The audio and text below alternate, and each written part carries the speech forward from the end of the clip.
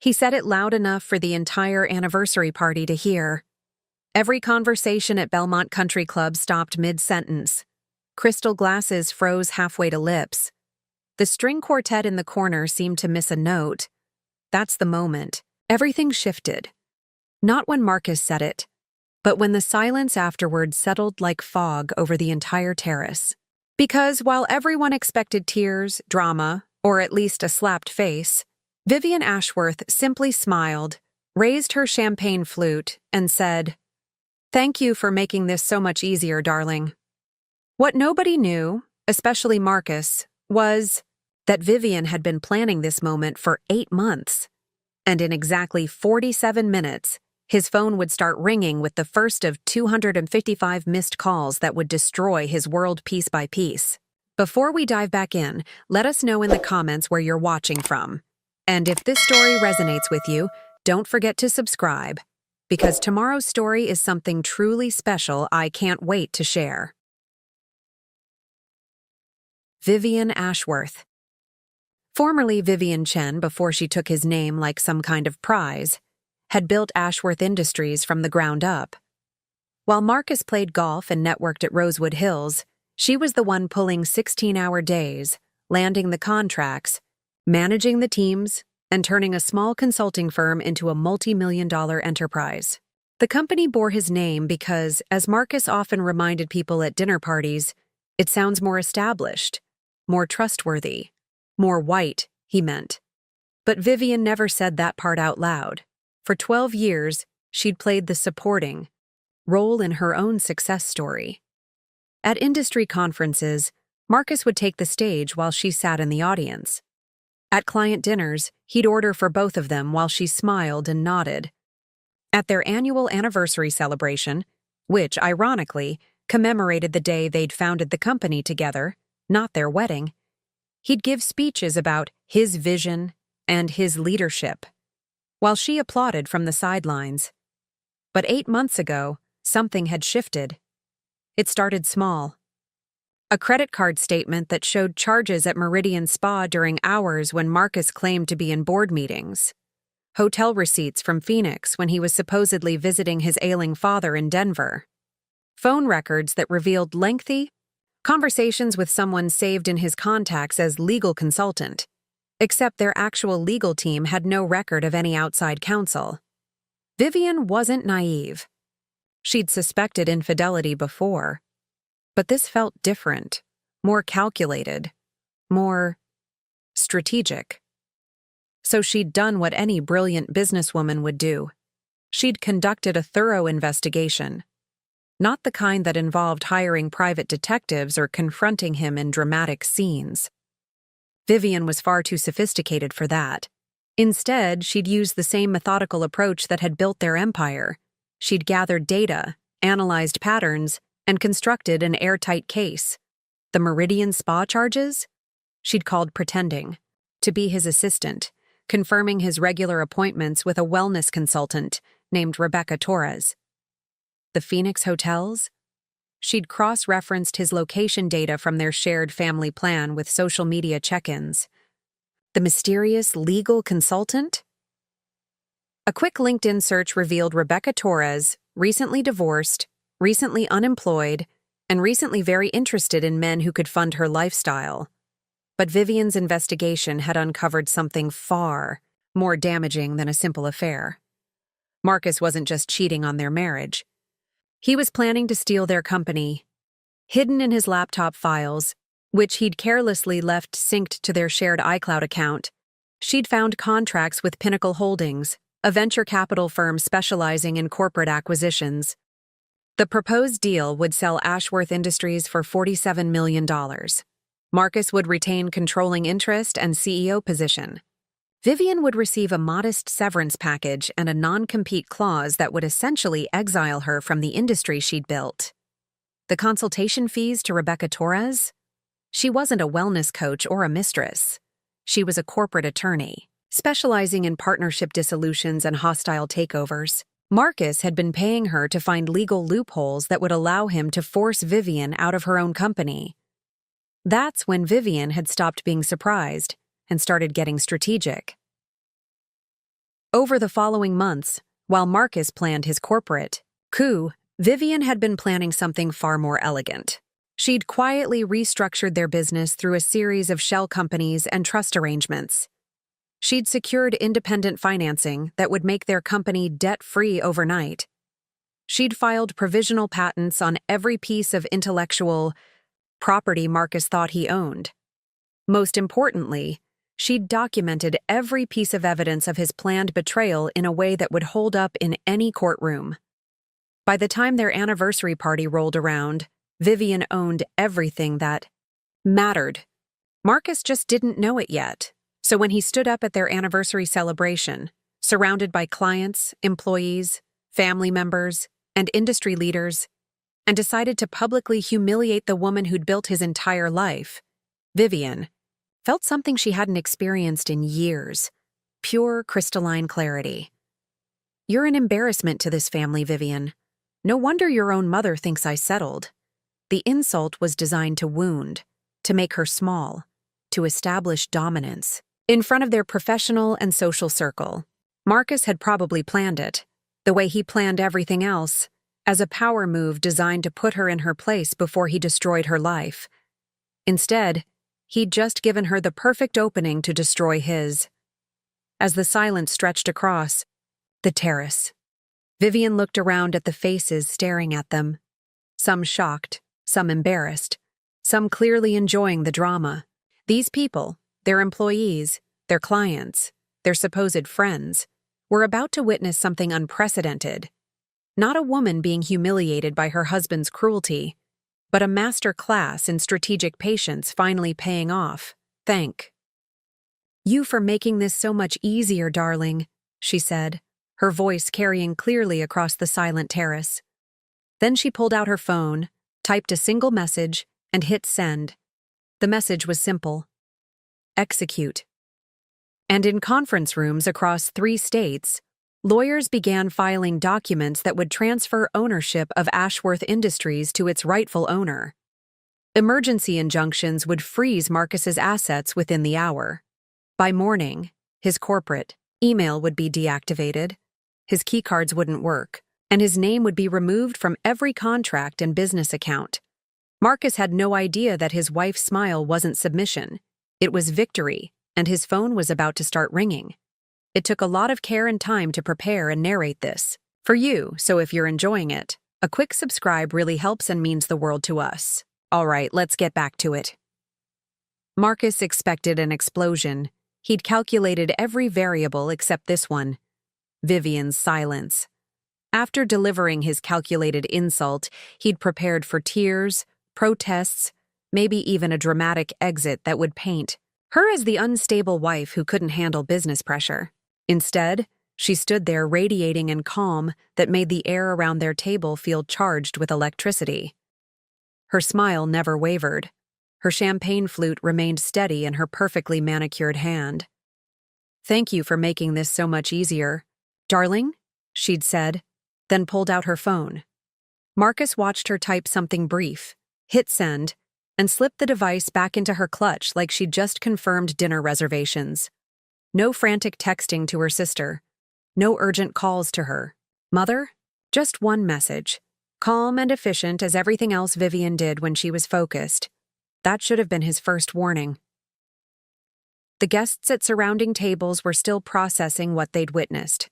Margaret Westbrook from Pinnacle Holdings, the same woman who'd been secretly negotiating with Marcus for months, sat frozen with her fork halfway to her mouth. The Hendersons from the yacht club exchanged uncomfortable glances. Even the waitstaff seemed to slow their movements, sensing the shift in atmospheric pressure that comes before a storm. But Vivian simply took a sip of her Dom Perignon and turned to their dinner companions as if nothing had happened. "Robert, didn't you mention your daughter was starting at Stanford in the fall?" she asked smoothly, addressing their longtime client with the same warmth she'd shown all evening. "I'd love to connect her with our mentorship program. We have several alumni who could help her navigate the business school application process." Robert Thorne, CEO of Meridian Financial, blinked rapidly, clearly unsure whether to pretend he hadn't heard Marcus's outburst or address the elephant now trumpeting in the room. Yes, that would be wonderful, Vivian. Thank you. Marcus felt his carefully orchestrated moment slipping away from him. The public humiliation was supposed to establish dominance, to show their professional circle that he was the one in control. Instead, Vivian had absorbed his attack like a sponge absorbs water. Completely, quietly, with no visible damage. "Vivian," he said, his voice carrying just enough edge to reclaim attention. "I think you should." "Should what, Marcus?" She turned to him with those dark eyes that had once made him feel like the most important man in any room. Now they made him feel like a specimen under glass. "Should apologize for building the company you're so eager to take credit for? Should thank you for the years of standing in my shadow while I did the actual work? Or should I just quietly disappear while you complete your little business arrangement with Pinnacle Holdings?" The last sentence landed like a precision strike. Margaret Westbrook's wineglass clinked against her teeth as she took a too-quick sip. Robert Thorne's eyebrows shot up. Marcus felt his stomach drop through the terrace floor. She knew, but how much did she know? And more importantly, how long had she known? Marcus had been so careful. The meetings with Pinnacle Holdings had been conducted off-site, often disguised, as client dinners or industry conferences. His communications with Rebecca Torres were encrypted, routed through secure channels that Vivian shouldn't have been able to access. The legal documents were stored on his personal laptop, password protected and backed up to a private cloud account. Except, they shared an iCloud family plan. Had she somehow— "I'm not sure what you're implying," Marcus said carefully, his lawyer's training kicking in. Never admit, never confirm, always deflect.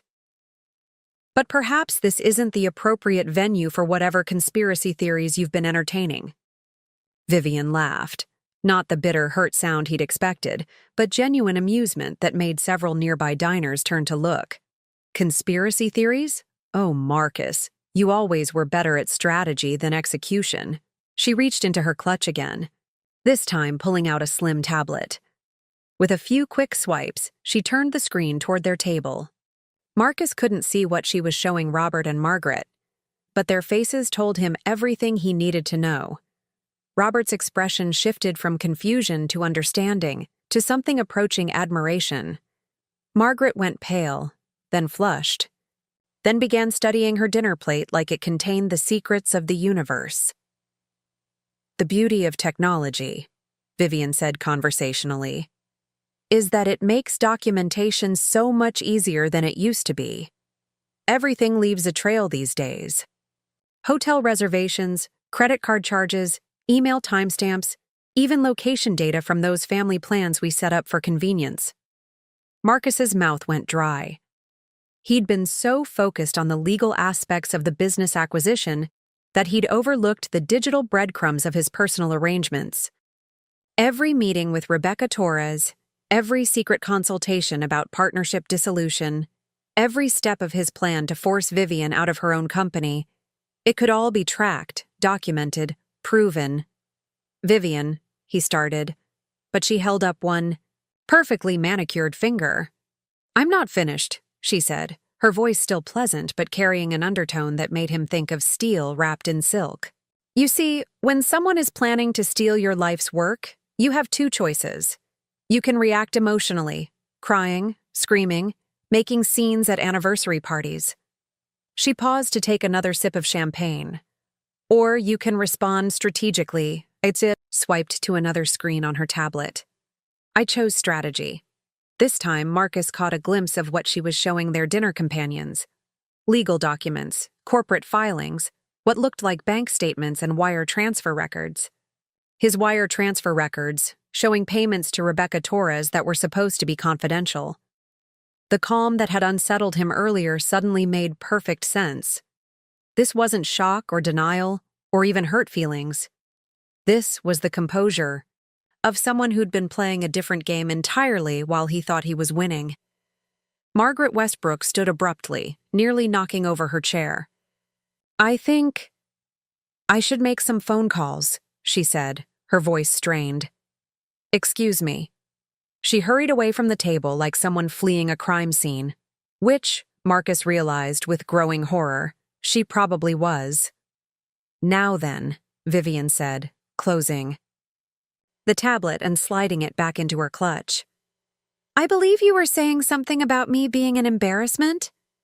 Marcus looked around the table. Robert Thorne was watching him with the expression of someone reassessing everything they thought they knew.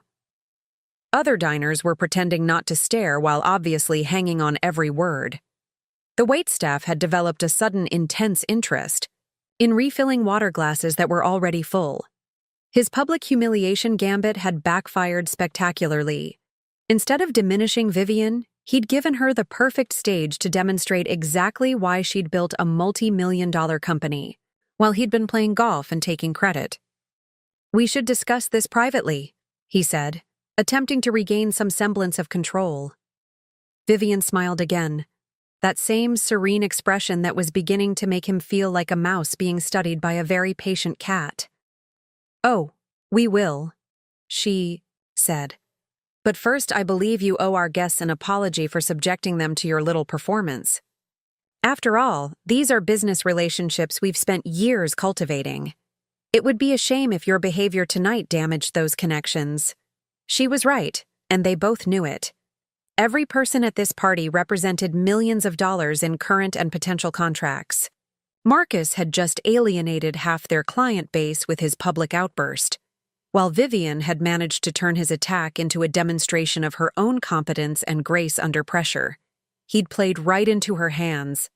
As Marcus struggled to find words that might salvage the situation, Vivian's phone buzzed with an incoming message. She glanced at it briefly, smiled slightly, and looked back at him.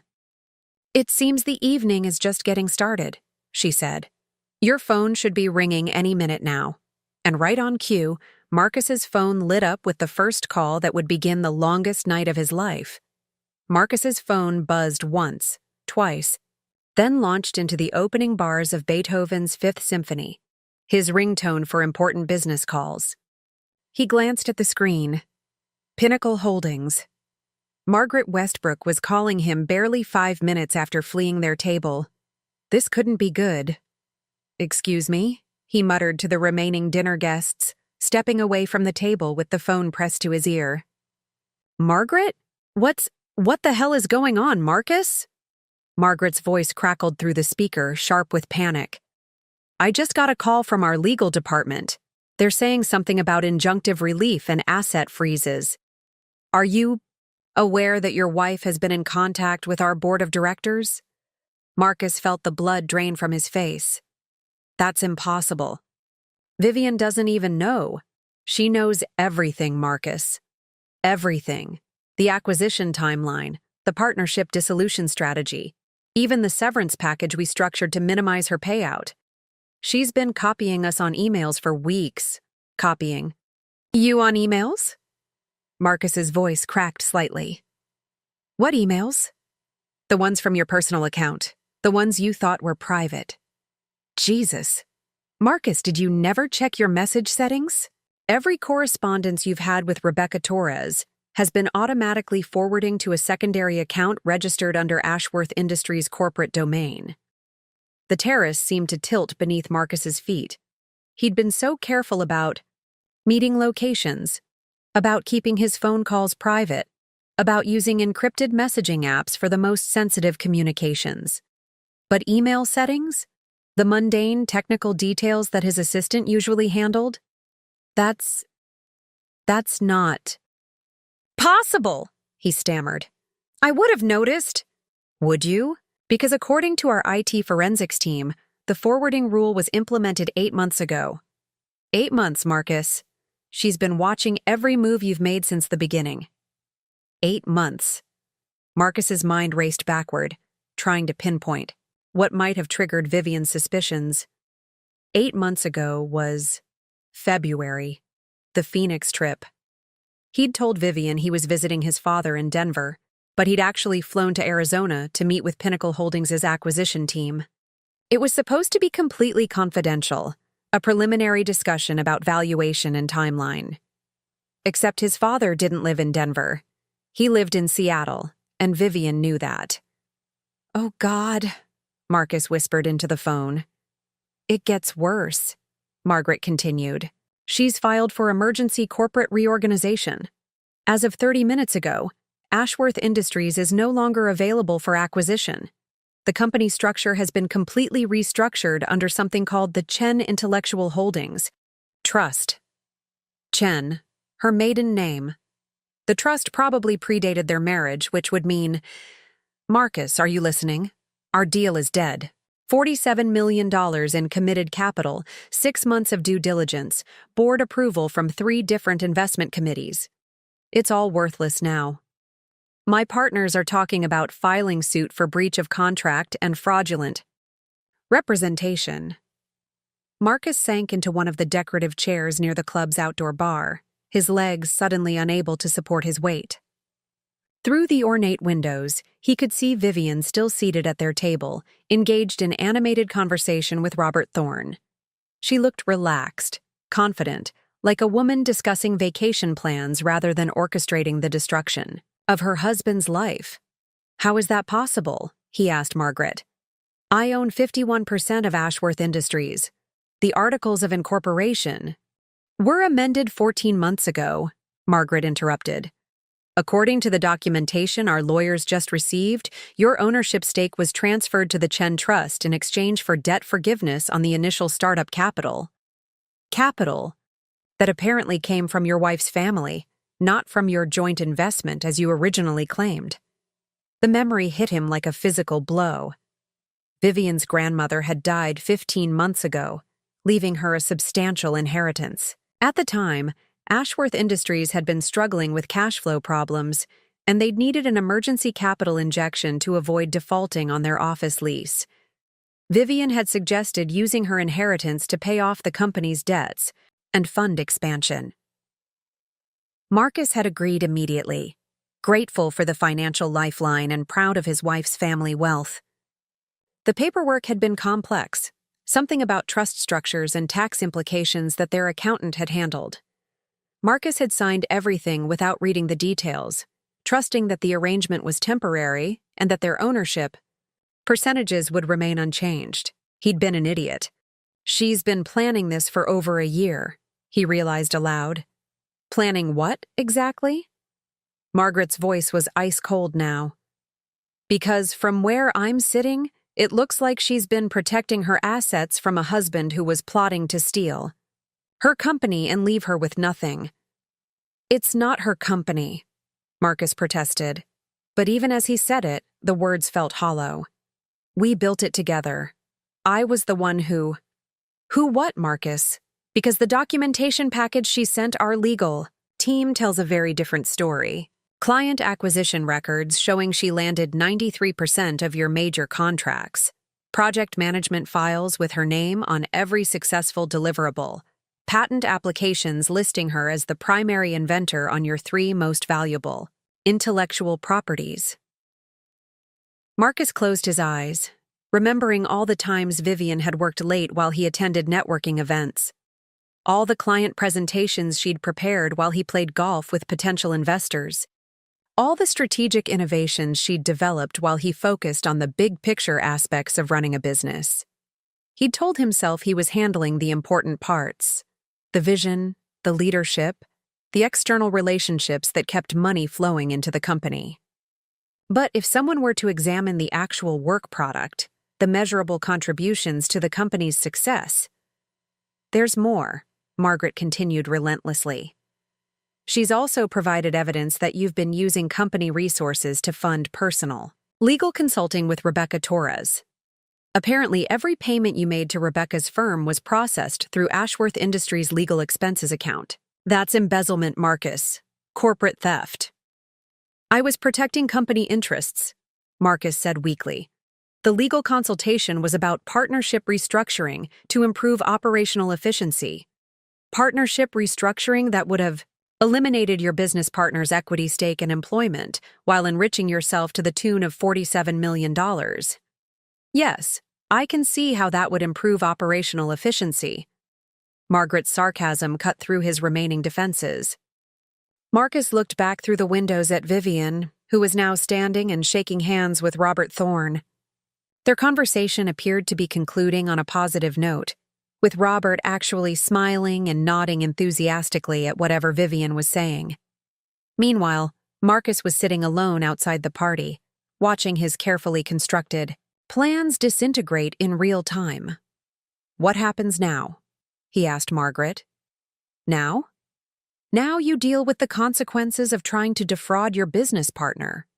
Pinnacle Holdings is withdrawing from any potential acquisition discussions, effective, immediately. We'll also be cooperating fully with any legal proceedings related to your misrepresentation of corporate ownership and fiduciary responsibilities." Margaret, wait. But the line was already dead. Marcus stared at his phone screen, watching the call timer reset to 0. In the space of one conversation, he'd lost a $47 million business deal, gained potential legal exposure for embezzlement and fraud, and discovered that his wife had been systematically documenting his betrayal for the better part of a year. His phone buzzed again. This time, the caller ID showed Torres Legal Group, Rebecca's law firm. He answered on the first ring, hoping for better news. "Marcus, we have a problem." Rebecca's voice was tight with stress. "I just received a cease and desist order from Chen Intellectual Holdings Trust. They're claiming that all of our consultation work constitutes illegal conspiracy to commit corporate theft. They have documentation of every payment, every meeting, every strategy session we've conducted." "How is that possible?" Marcus asked, though he was beginning to suspect he already knew the answer. "Because your wife has been recording our phone calls, Marcus. Every single one. Apparently, your phone has been syncing to a shared cloud account that she's had access to all along. She has recordings of us discussing partnership dissolution strategies, asset hiding techniques, even our conversations about the timeline for forcing her out of the company." Marcus felt like he was drowning in slow motion. Every precaution he'd thought he'd taken, every careful step he'd planned, every private conversation he'd believed was confidential, all of it had been transparent. To Vivian from the beginning. "She played us," he whispered. "She played you," Rebecca corrected. "I was providing legal counsel based on the information you gave me. Information that was apparently completely fabricated. Do you have any idea what this does to my professional reputation? To my law license?" Before Marcus could respond, his phone lit up with another incoming call. Then another. Then 3 more in rapid succession. His carefully orchestrated plan to steal Ashworth Industries had just become the opening move in Vivian's much more sophisticated game. And judging by the rate at which his phone was ringing, the night was just getting started. By the time Marcus returned to their table, juggling his still ringing phone, Vivian had transformed the remainder of their anniversary dinner into what appeared to be an impromptu business networking session. She'd moved to the center seat, pulled out her tablet, and was conducting what looked like a board meeting with their remaining guests. "Marcus," she said without looking up from her screen. "Perfect timing. I was just showing Robert and the Hendersons the new client portal we've been developing. The transparency features are really quite revolutionary." Client portal? Marcus had never heard of any new client portal. But then again, according to tonight's revelations, there were apparently many aspects of his own company's operations that he'd been kept in the dark about. His phone buzzed again. The caller ID showed their corporate accountant, Daniel Morrison. Marcus declined the call and tried to focus on whatever presentation Vivian was giving. "The beauty of the new system," Vivian continued, swiping to display what looked like financial dashboards and project timelines, "is that every transaction, every decision, every resource allocation is automatically documented and cross-referenced. Complete transparency, real-time updates, and most importantly, an unbreakable audit trail." Robert Thorne leaned forward, clearly intrigued. "This is impressive, Vivian. How long have you been developing this level of operational oversight?" "Oh, about 8 months now," Vivian replied with a smile that could have powered the entire Country Club. Funny how much you can accomplish when you're not spending your time on external distractions. Marcus felt his jaw clench. Every word out of her mouth was a precision-guided missile aimed directly at his ego. But what made it worse was the way their dinner companions were responding. Instead of the uncomfortable sympathy he might have expected after his earlier outburst, they seemed genuinely impressed by Vivian's composure and obvious competence. For instance, Vivian said, tapping her screen to display a new view, "We can track resource utilization in real time. Project billable hours, expense allocations, even individual productivity metrics. Everything is logged, verified, and stored in tamper-proof blockchain ledgers." She turned the tablet slightly, giving Marcus his first clear look at what she was showing their guests. The screen displayed a comprehensive breakdown of Ashworth Industries' operations over the past year. But it wasn't the standard financial reports he was used to seeing. This was something far more detailed, more invasive, more incriminating. The interface showed individual employee productivity scores, with names, project contributions, and measurable outcomes. Marcus's own profile was displayed prominently in the center of the screen, and the numbers were devastating.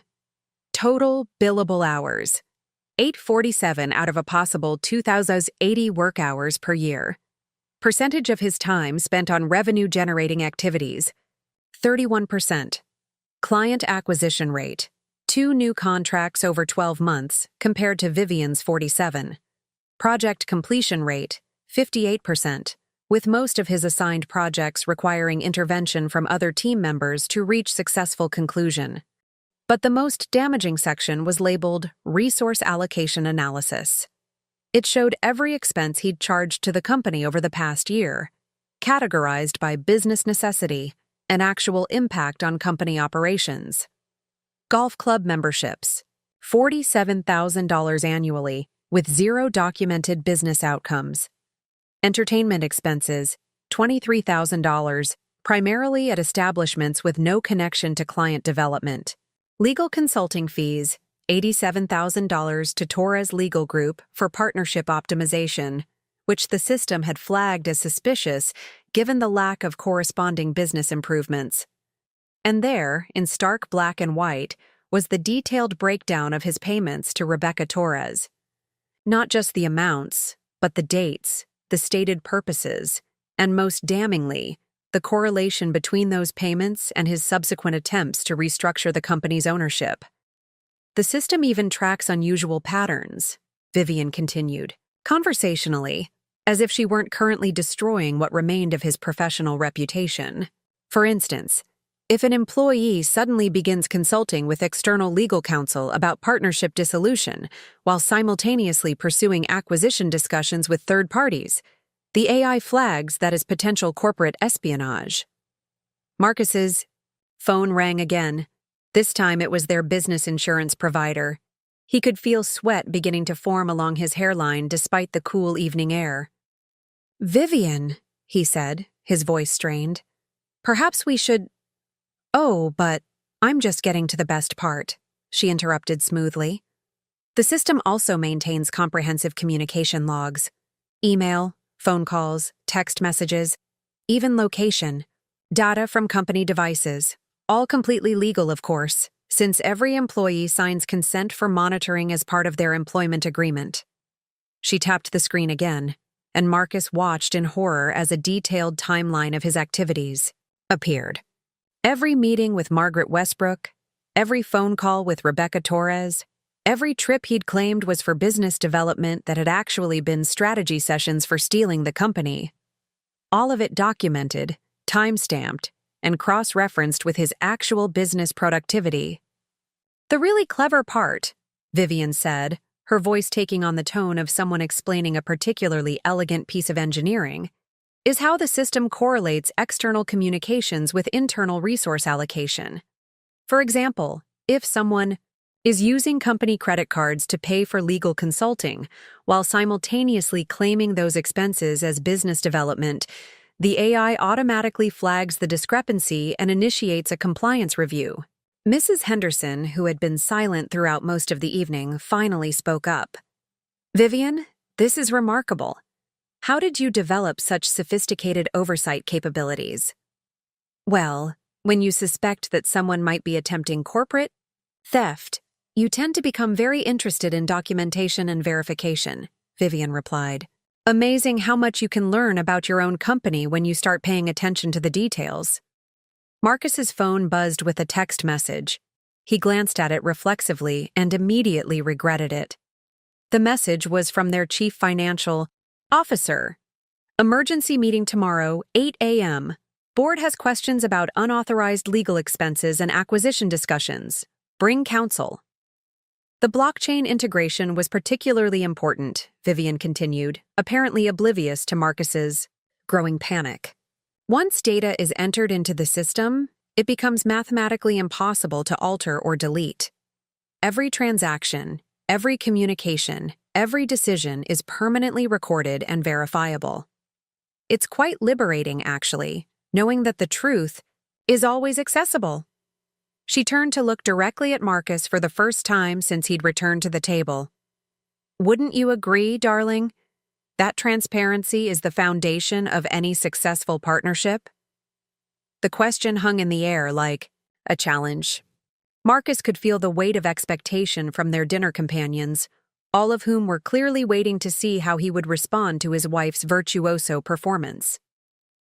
His phone rang again. The display showed FBI Financial Crimes Division, Barksy. Stared at the phone, his finger hovering over the answer button. FBI Financial Crimes Division? How had federal investigators become involved so quickly? Aren't you going to answer that? Vivian asked pleasantly. It might be important. I should take this privately, Marcus stammered, starting to rise from his chair. Oh, I don't think that's necessary, Vivian said, her smile sharp as broken glass. After all, we're all business partners here. No secrets among colleagues, right? She reached across the table and tapped his phone screen, accepting the call and activating the speaker function before Marcus could stop her. Mr. Ashworth? Crisp, professional voice filled the space around their table. This is Special Agent Catherine Reynolds with the FBI's Financial Crimes Division. We've received a complaint regarding potential wire fraud and corporate embezzlement involving Ashworth Industries. We need to schedule an interview at your earliest convenience. The silence that followed was absolute. Even the string quartet seemed to have stopped playing. Marcus could hear his own heartbeat thundering in his ears as every person at their table stared at him with expressions ranging from shock to fascination to what might have been pity. There must be some mistake, Marcus managed to say, his voice barely above a whisper. No mistake, sir. We have comprehensive documentation of financial irregularities and potential criminal activity. The complaint was filed by Chen Intellectual Holdings Trust, represented by Blackstone and Associates. They've provided extensive evidence of fraudulent expense reporting and conspiracy to commit corporate theft. Blackstone and Associates. Marcus recognized the name. They were one of the most prestigious white-collar criminal defense firms in the state.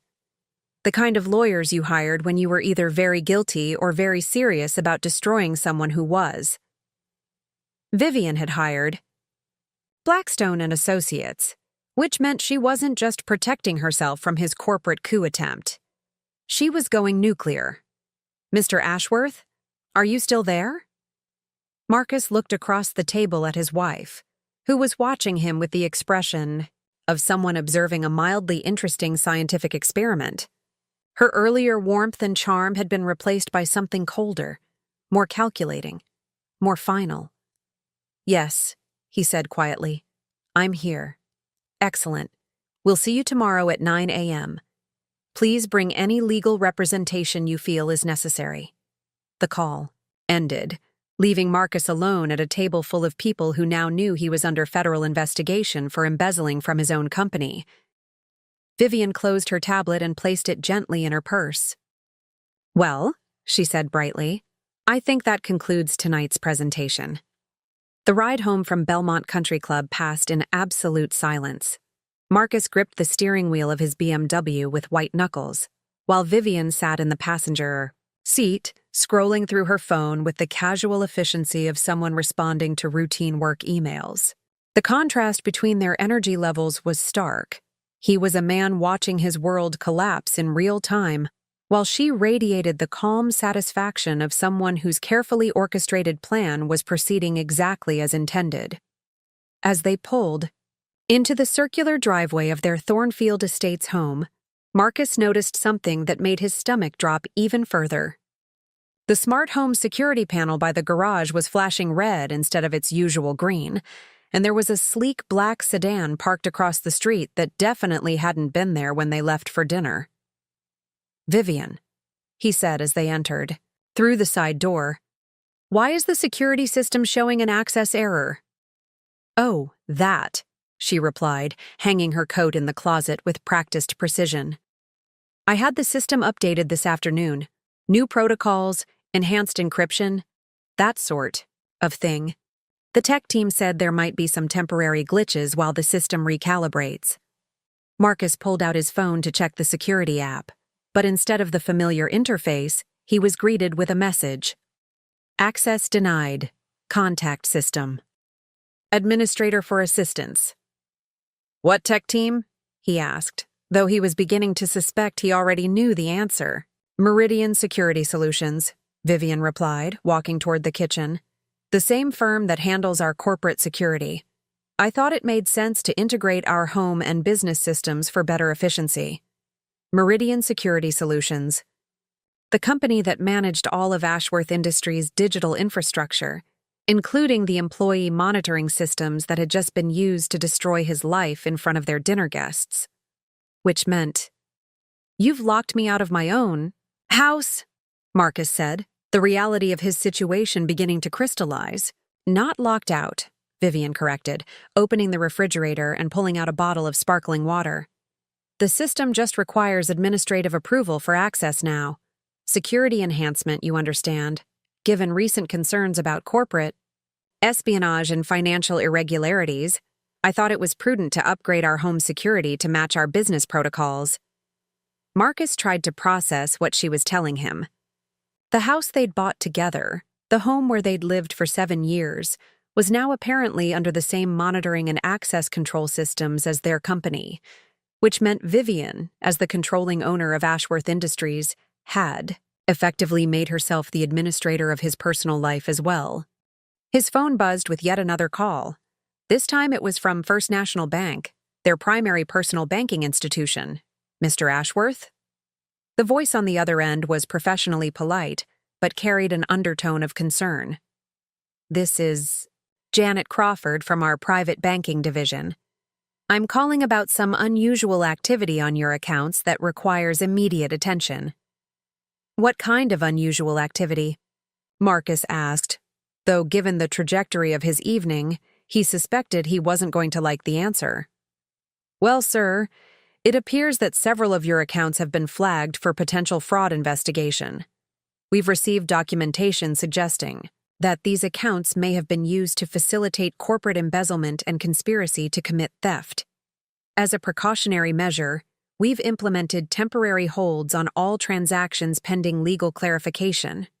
Marcus felt the room spin. "Slightly. You've frozen my accounts?" "Not frozen exactly, but all transactions above $500 now require secondary authorization from the primary account holder. And according to our records, the primary account holder is—" He heard papers rustling. "Chen Intellectual Holdings Trust, with Mrs. Vivian Chen Ashworth listed as the authorized representative." "That's impossible," Marcus said, his voice rising. "Those are my personal accounts. I opened them myself. Actually, sir, according to the documentation we have on file, these accounts were opened using collateral provided by the Chen Family Trust. When your wife restructured her business holdings last year, the personal guarantees associated with these accounts were automatically transferred to the new corporate entity." Marcus looked across the kitchen at Vivian, who was now sitting at their breakfast bar, reading what appeared to be a legal brief while sipping her sparkling water. She looked up at him and smiled the same serene smile she'd been wearing all evening. "Let me speak to my wife," Marcus said into the phone, though he suspected the conversation was going to be purely ceremonial at this point. "Mrs. Chen Ashworth," the banker continued, "we have your husband on the line requesting access to the household accounts. Given the pending legal concerns, would you like to authorize any transactions at this time?" Vivian accepted the phone, with the grace of someone who had been expecting this exact call. "Thank you, Janet. I appreciate you following security protocols so diligently. Please maintain the current transaction restrictions until further notice. We'll be conducting a comprehensive audit of all household expenses over the next few weeks to ensure compliance with ongoing legal proceedings." She handed the phone back to Marcus, who stared at it like it might explode. "Mr. Ashworth?" Janet's voice continued. "Mrs. Chen Ashworth has requested that current security measures remain in place. You'll have access to basic transaction capabilities for necessities, but any major expenditures will require her authorization. Is there anything else I can help you with tonight?" Marcus hung up without responding. He was beginning to understand the true scope of what Vivian had accomplished over the past 8 months. She hadn't just been gathering evidence of his betrayal, she'd been systematically restructuring their entire shared life to ensure that he would have no leverage, no resources, and no escape routes when she finally decided to pull the trigger. "When did you do this?" he asked quietly. "Do what? Specifically?" Vivian replied, not looking up from her legal documents. "All of it. The house security, the bank accounts, the corporate restructuring. When did you turn our entire life into a trap?" Vivian set down her papers and looked at him with something that might have been pity. "Marcus, I didn't turn our life into a trap. I simply stopped pretending that we were equal partners when you clearly never saw me as one." She stood and walked to the kitchen island where a stack of manila folders sat waiting.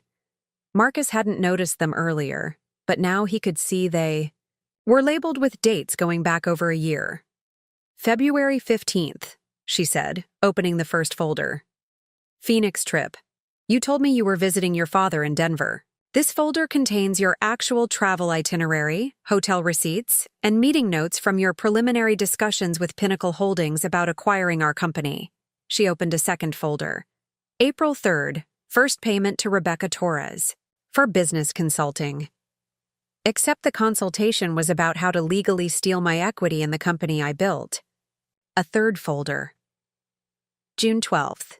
You restructured your personal investment portfolio to hide assets in case I discovered your plans and filed for divorce. Unfortunately for you, those investments were made using loan collateral that I provided, which means they're technically part of the Chen Trust assets." Folder after folder, each one documenting a different aspect of his betrayal and her corresponding countermeasures. Marcus realized he was looking at the most comprehensive documentation of a marriage's destruction he'd ever seen. But more than that, he was looking at evidence of planning and foresight that made his own schemes look amateurish by comparison. "You've been playing a completely different game," he said, the admiration in his voice surprising him. "No, Marcus. I've been playing the same game you were playing. I was just playing it better." Vivian closed the folders and returned to her seat. "The difference is that when I made my moves, I made sure they were legal, ethical, and permanent." Marcus's phone buzzed again. This time it was a text message from his credit card company. "Your account has been temporarily restricted due to fraud concerns. Please contact customer service." Then another message from his car insurance.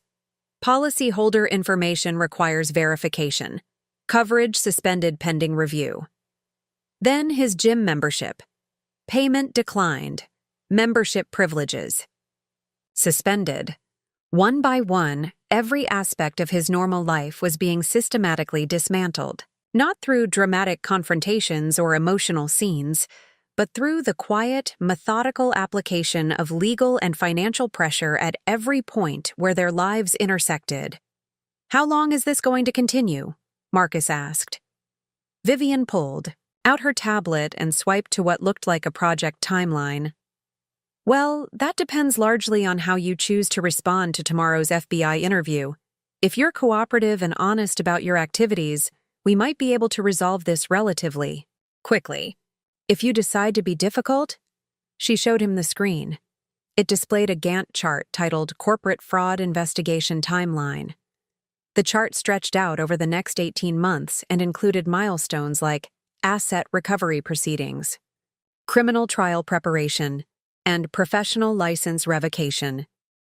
You've planned for every possible scenario, Marcus realized. I've planned for every likely scenario, Vivian corrected. I learned a long time ago that hoping for the best is no substitute for preparing for the worst.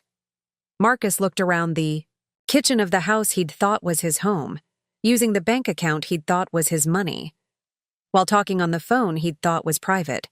Every assumption he'd made about his life, his security, his power, had been systematically undermined by a woman he'd underestimated so completely that he was only now beginning to grasp the magnitude of his mistake. His phone rang again. Though caller ID showed unknown number, but given the trajectory of his evening, Marcus suspected it wasn't going to be good news. "Hello?" he answered cautiously. "Marcus Ashworth?" The voice was crisp, professional, and unfamiliar. "This is David Chen, senior partner at Chen Morrison & Associates. I represent Chen Intellectual Holdings Trust. We need to schedule a meeting to discuss your immediate resignation from all positions at Ashworth Industries, effective tomorrow morning. Chen Morrison & Associates." Marcus looked at Vivian, who was watching him with interest. "Is David Chen related to you?" he asked her. "My cousin," she replied matter-of-factly. "Harvard Law specializes in corporate malfeasance. I thought it was time to keep things in the family." Marcus woke up at 6:17 a.m. to the sound of his phone vibrating against the nightstand like an angry hornet. He'd barely slept, spending most of the night staring at the ceiling while Vivian slept peacefully beside him, as serene in unconsciousness as she'd been terrifying in her calculated destruction of his life the evening before. The first missed call was from Rebecca Torres. Then another from Margaret Westbrook. Then 3 more from numbers he didn't recognize, but which his gut told him were probably lawyers, federal investigators, or other harbingers of his professional doom. He reached for his phone to check the full damage, but his hand came up empty. The nightstand was bare except for a glass of water and a small note written in Vivian's precise handwriting. "Phone is charging in the kitchen. Coffee is ready. We need to talk before you leave for your FBI interview." Marcus stumbled downstairs in his pajamas, feeling like a condemned man walking to his execution. The kitchen smelled like Ethiopian coffee and fresh croissants. Same breakfast routine Vivian had maintained for their entire marriage. The normalcy of it felt surreal, given that she'd spent the previous evening systematically destroying everything he'd thought was his. His phone sat on the counter next to a steaming mug, and the lock screen was lit up with notification badges that looked like a countdown to disaster. 47 missed calls, 73 unread text messages, 156 unread emails. The digital carnage had been piling up while he slept. "Good morning," Vivian said from her seat at the breakfast bar, where she was reading what appeared to be financial reports while eating sliced fruit with surgical precision. She was already dressed for work in a charcoal gray suit that made her look like she was about to close a merger or destroy a competitor. "I took the liberty of organizing your messages by priority level. The red folder contains items requiring immediate attention, yellow is moderately urgent, and green can wait until after your legal proceedings are resolved." 3 manila folders sat next to his coffee mug, each color-coded as described. The red folder was noticeably thicker than the others. Marcus opened the red folder with the resignation of someone checking their own death certificate. The first document was a printout of his voicemail transcriptions, which explained how Vivian had managed to organize his messages while he slept. She'd apparently gained access to his voicemail system as well. The messages painted a picture of a man's life collapsing in real time. 47 a.m. Rebecca Torres. Marcus, I need you to call me immediately. The State Bar Association has opened an investigation into my representation of you.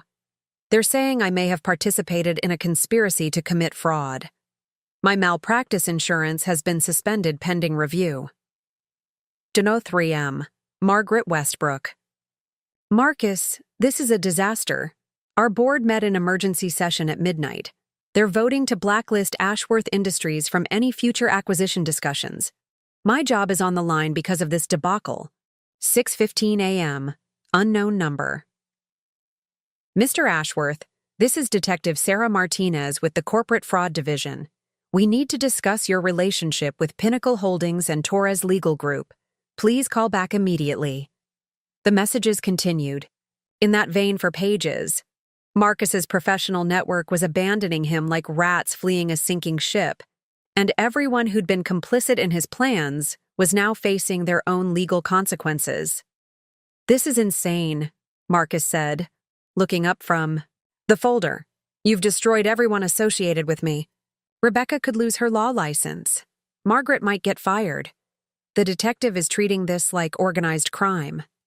Is it not? Vivian asked, taking a delicate sip of her coffee. You conspired with a lawyer to steal a company through fraudulent means while embezzling corporate funds to pay for the legal advice that would help you commit the theft. That's textbook organized criminal activity. Marcus felt his chest tighten. When she laid it out like that, his actions did sound like something that belonged in a federal courthouse rather than a civil dispute between business partners. His phone rang again, and this time Vivian gestured for him to answer it. Marcus? The voice belonged to James Morrison, their corporate accountant and one of the few people Marcus had thought he could still count on for support. I'm at the office, and there are FBI agents here with a search warrant. They're seizing all the financial records and computer systems. What the hell is going on?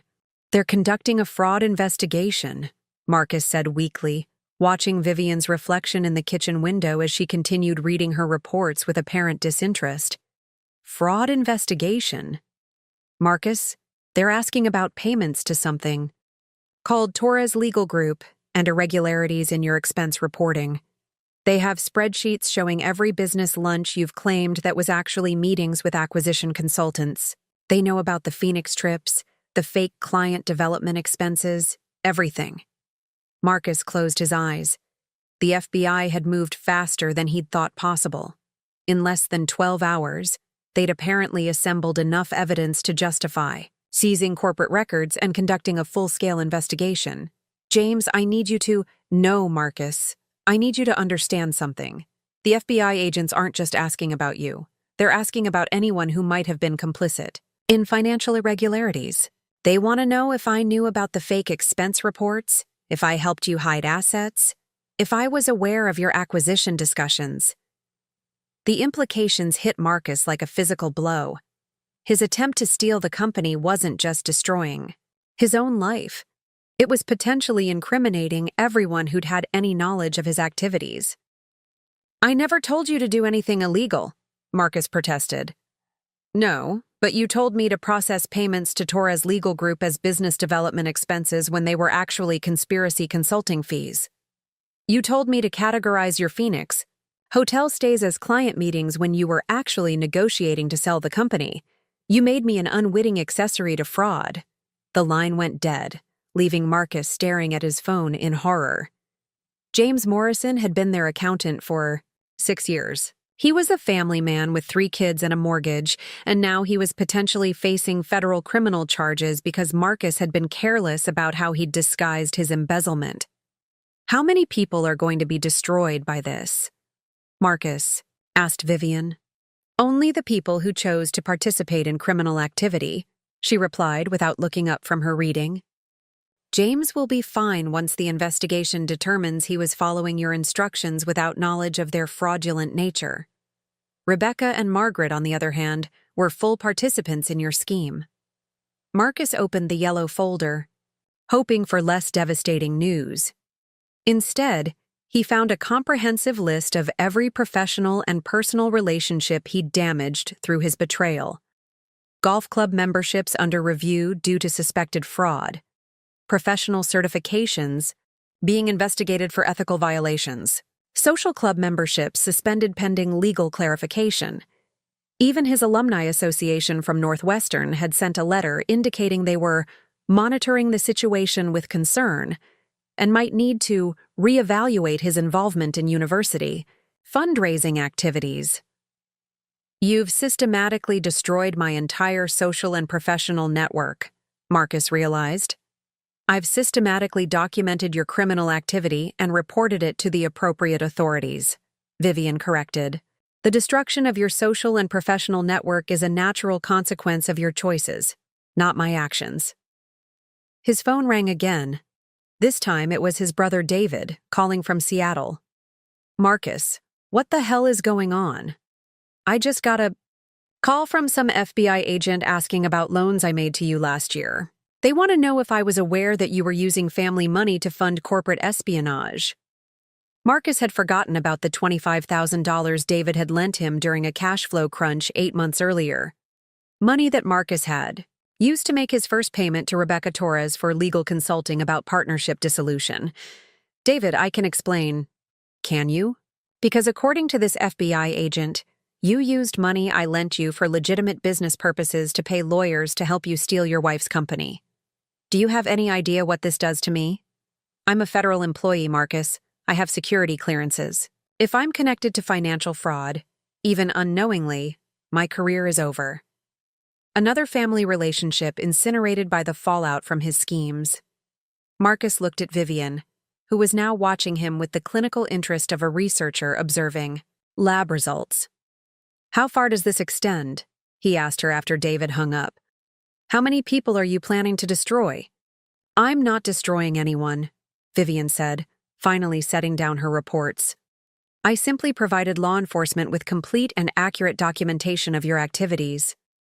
What happens to the people who chose to assist you in those activities is entirely up to the criminal justice system."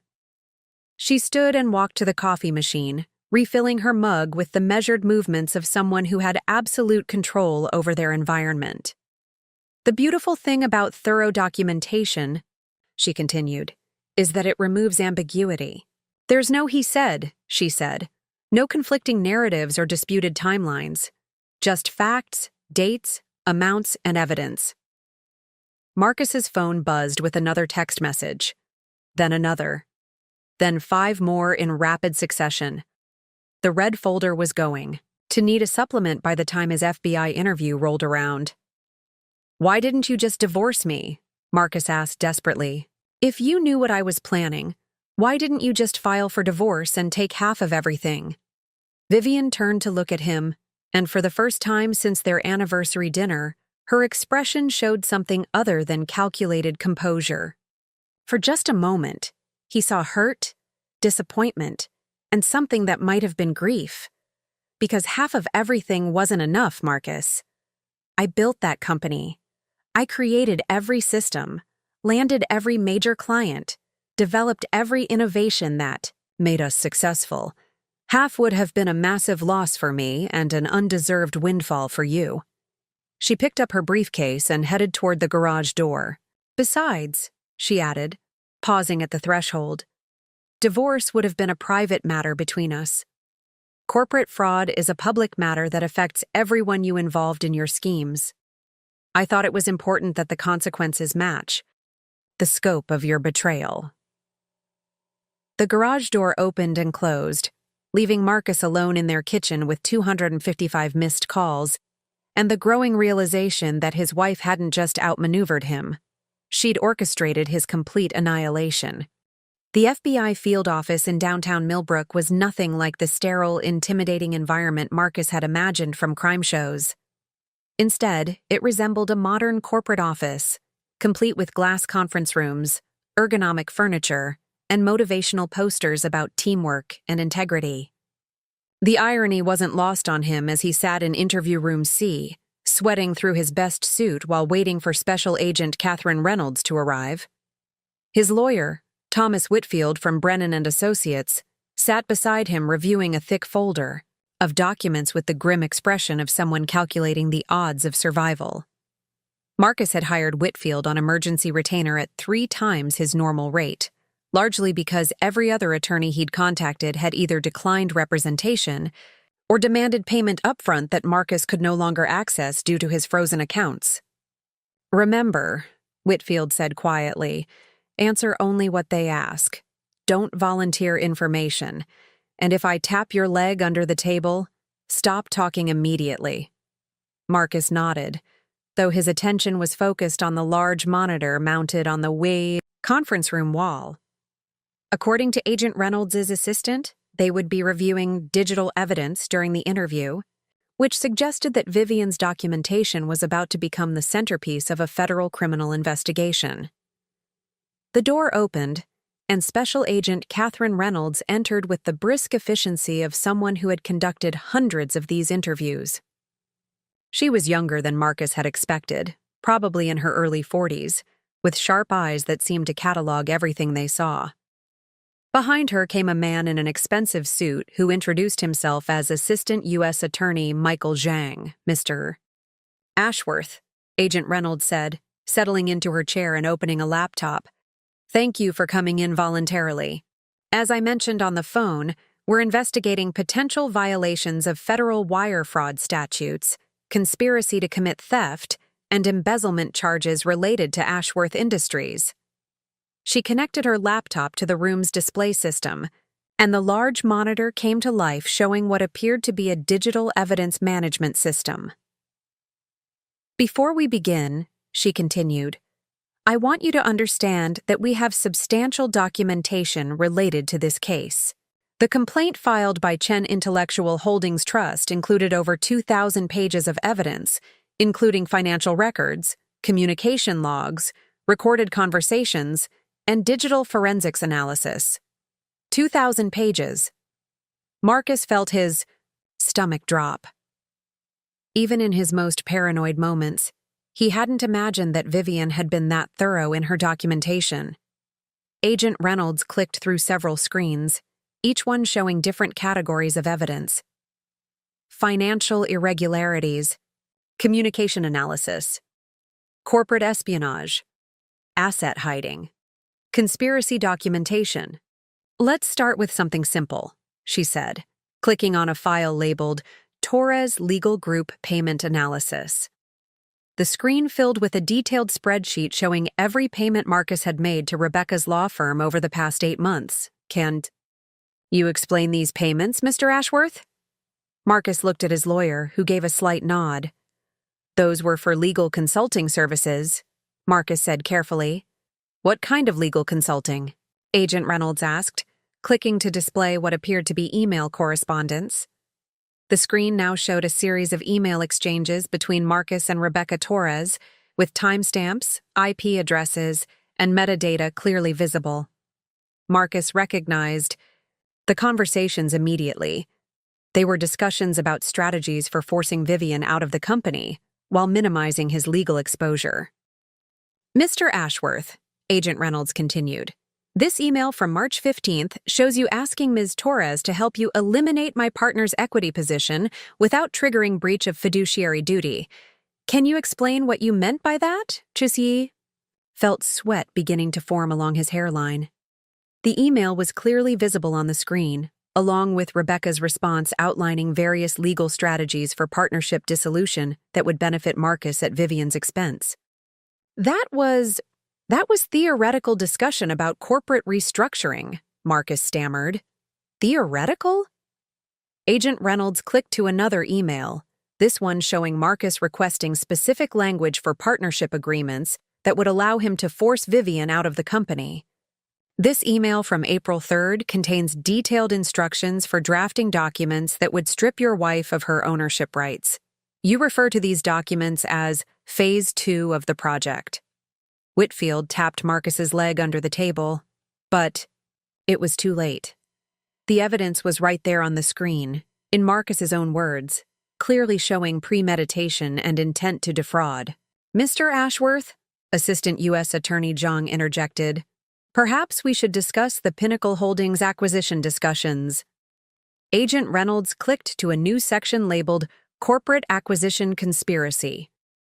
The screen filled with what appeared to be a timeline showing Marcus's communications with Margaret Westbrook and Pinnacle Holdings, cross-referenced with his payments to Rebecca Torres and his attempts to hide assets from Vivian.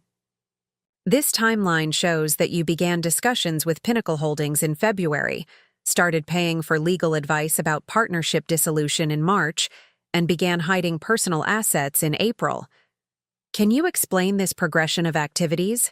Marcus stared at the screen, which displayed his conspiracy laid out like a project plan. Every phone call, every meeting, every financial transaction was documented and cross-referenced. Vivian hadn't just been collecting evidence, she'd been conducting forensic analysis that would make professional investigators proud. This level of surveillance is illegal, Marcus said desperately. My wife can't just spy on me and record my private conversations. Agent Reynolds smiled slightly. Actually, Mr. Ashworth, everything we're showing you was collected through legal means. Your wife had access to shared corporate accounts, family phone plans, and business communication systems. As the majority owner of Ashworth Industries, she had every right to monitor corporate communications and financial transactions. She clicked to another screen showing recorded phone conversations. These recordings were made using business phones registered to Ashworth Industries. As the controlling owner of the company, Mrs. Chen Ashworth had legal authority to record any conversations involving corporate resources.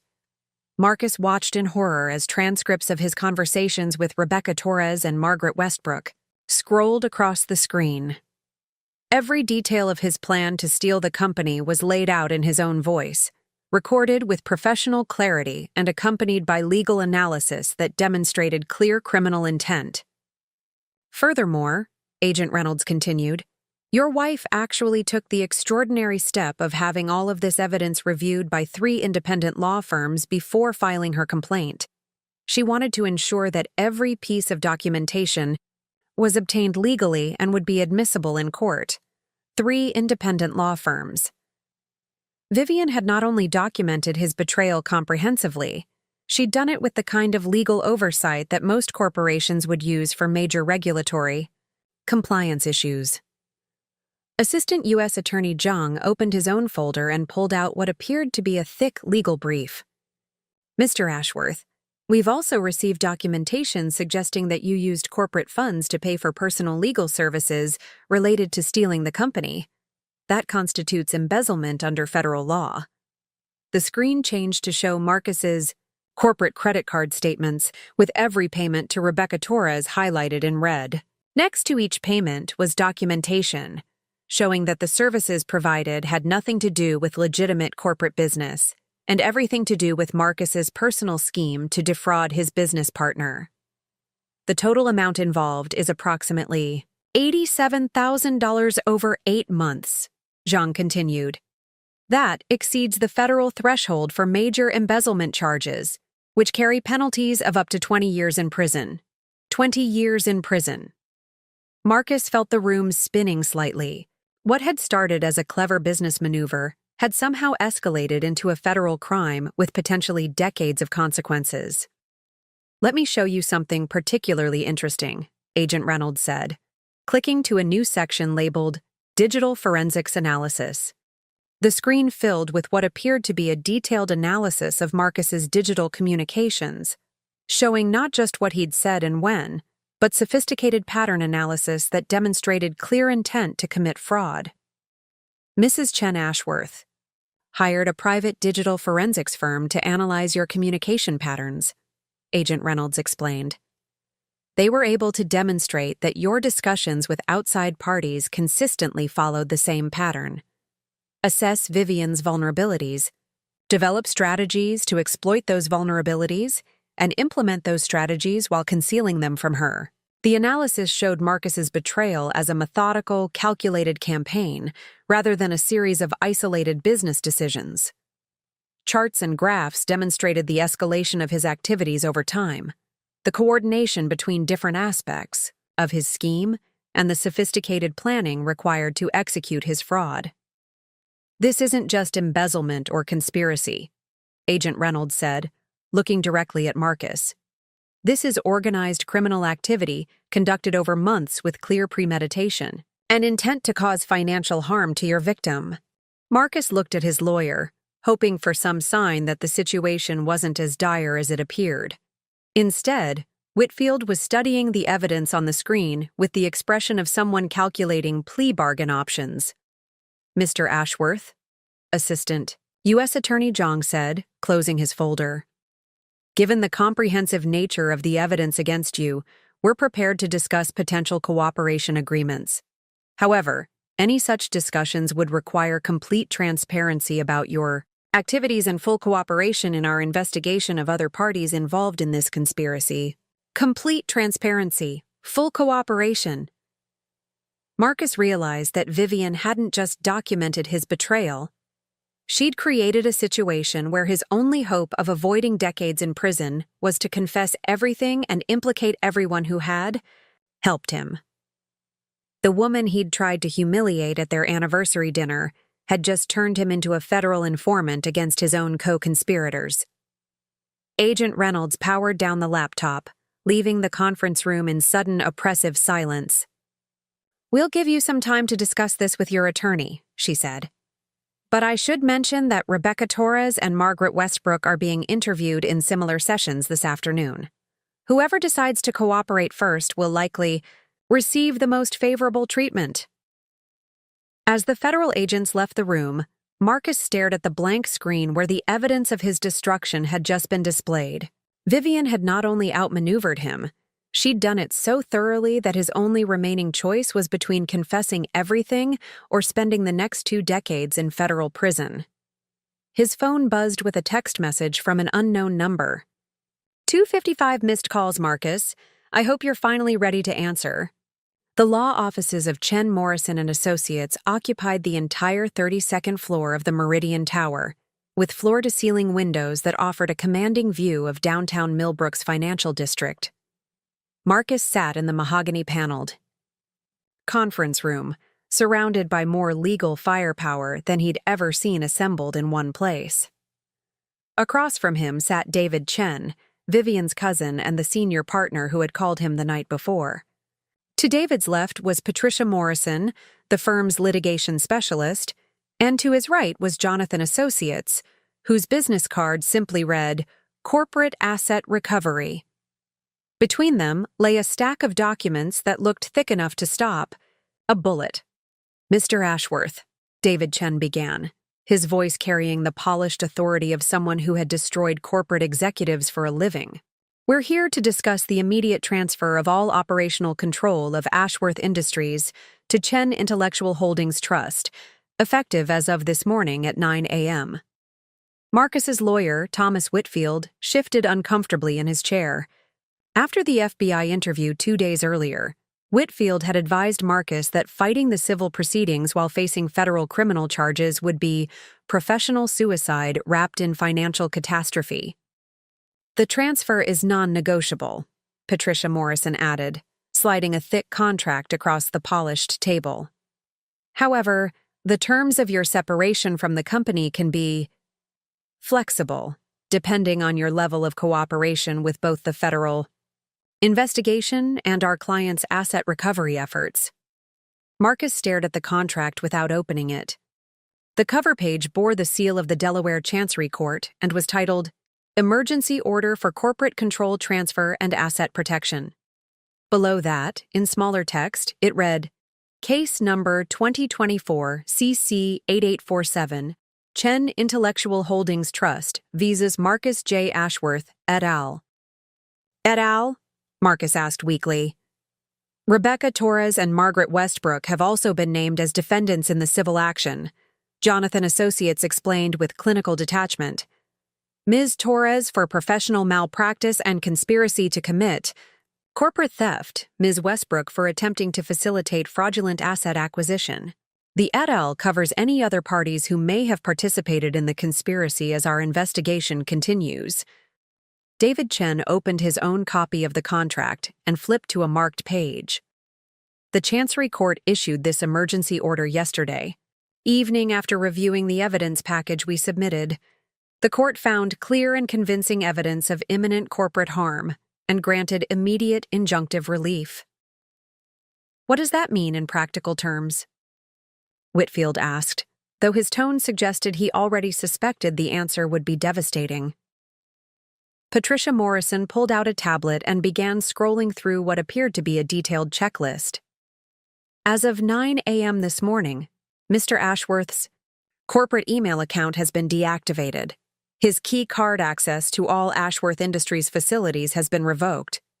His corporate credit cards have been canceled. His company cell phone service has been terminated.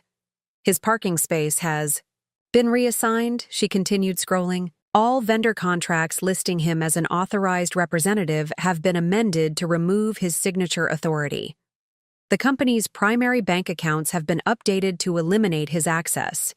His nameplate has been removed from his office door, and his personal belongings have been packed and are available for pickup. Marcus felt like he was attending his own professional funeral. You did all of this without even notifying me? We notified you through your attorney 2 days ago, David Chen replied smoothly. The contract includes a clause requiring 48 hours advance notice of any corporate restructuring. Since you were in FBI custody for questioning about embezzlement charges, we felt it was prudent to assume you wouldn't be returning to normal duties. Jonathan Associates opened his briefcase and removed what appeared to be a thick folder of photographs. We also conducted a comprehensive audit of all corporate assets to ensure nothing had been misappropriated during your tenure. He spread the photographs across the table like crime scene evidence. Marcus recognized images of his office, but everything looked different. His personal items were gone, but more disturbing were the photographs of hidden cameras and recording devices that had apparently been installed throughout the Ashworth Industries offices. These surveillance systems were installed 8 months ago as part of what Mrs. Chen Ashworth described as enhanced security protocols, Jonathan explained. Every conversation you had in your office, every phone call you made from your desk, every document you reviewed during business hours, all of it was recorded and stored in a secure cloud environment. Marcus stared at the photographs in horror. The surveillance equipment was sophisticated and nearly invisible, integrated into smoke detectors, picture frames, and even the corporate artwork on his office walls. This is illegal surveillance, Marcus protested. You can't record someone without their consent. Patricia Morrison smiled with the satisfaction of someone who had anticipated this exact objection. Actually, the surveillance was completely legal. As the majority owner of Ashworth Industries, Mrs. Chen Ashworth had every right to install security monitoring in her own corporate facilities. Furthermore, all employees signed consent agreements as part of their employment contracts. She pulled out a document and flipped to a highlighted section. Your employment agreement, signed when the company was restructured 14 months ago, includes explicit consent to comprehensive security monitoring for the protection of corporate assets and proprietary information. Marcus remembered signing the updated employment paperwork, but he'd assumed it was routine legal updating related to Vivian's inheritance and the company's financial restructuring. He'd never imagined that he was actually giving permission to be placed under total surveillance in his own office. David Chen reached into his briefcase and produced what appeared to be a thick financial report. The surveillance system proved quite valuable for our forensic accounting review. We were able to identify exactly when you began your conspiracy, track every communication with outside parties, and calculate the precise amount of corporate resources you misappropriated. He opened the report to a section labeled Financial Impact Assessment. The page showed a detailed breakdown of Marcus's activities over the past 8 months, with every expense, every hour of time, and every corporate resource quantified and categorized. According to our analysis, your conspiracy activities cost Ashworth Industries approximately $340,000 in misallocated resources, fraudulent expenses, and lost productivity. That figure doesn't include the potential damage to client relationships or the costs associated with the federal investigation you triggered. $340,000. Marcus had been thinking of his activities as a few questionable expense reports and some legal consulting fees. He hadn't realized that Vivian's forensic accountants would calculate the full economic impact of his betrayal down to the dollar. Jonathan Associates opened another folder and spread out what appeared to be legal filings from multiple courts. Chen Intellectual Holdings Trust has also filed civil actions in New York, Delaware, and California to recover assets and prevent further financial harm. Marcus scanned the documents with growing panic, restraining orders preventing him from contacting former clients, asset freezes covering his personal investment accounts, liens filed against his car, his boat, even his golf club membership. The scope of these proceedings is, Whitfield began, but David Chen cut him off. Comprehensive, David finished. Mrs. Chen Ashworth was very specific about wanting to ensure that every aspect of your conspiracy was addressed through appropriate legal channels. Patricia Morrison pulled out another tablet and began reading from what appeared to be a timeline. Federal criminal charges filed with the U.S. Attorney's Office, civil fraud proceedings in Delaware Chancery Court, professional misconduct complaints filed with the State Bar Association, breach of fiduciary duty claims in State Superior Court, and, she paused dramatically, a referral to the Internal Revenue Service for potential tax fraud related to your mischaracterization of personal legal expenses as business deductions. Tax fraud. Marcus felt his chest tighten. The IRS investigation would examine every aspect of his personal finances for the past 7 years, potentially uncovering irregularities he'd forgotten about and creating additional criminal exposure. "What do you want?" Marcus asked quietly, finally understanding that he was completely outmatched. David Chen smiled for the first time since the meeting began. Complete cooperation with all ongoing investigations. Full disclosure of any other parties who may have assisted your conspiracy. Formal resignation from all positions at Ashworth Industries with prejudice. And, he flipped to the final page of the contract, agreement to a structured settlement that will allow you to retain minimal personal assets while ensuring full compensation to Chen Intellectual Holdings Trust for all damages. Marcus looked at the settlement terms and felt his remaining hope evaporate. Under the proposed agreement, he would keep his personal car, a small retirement account, and the right to rent a modest apartment. Everything else, the house, the boat, his investment portfolio, even his golf club membership, would be transferred to Vivian's trust as compensation for his betrayal. "And if I refuse?"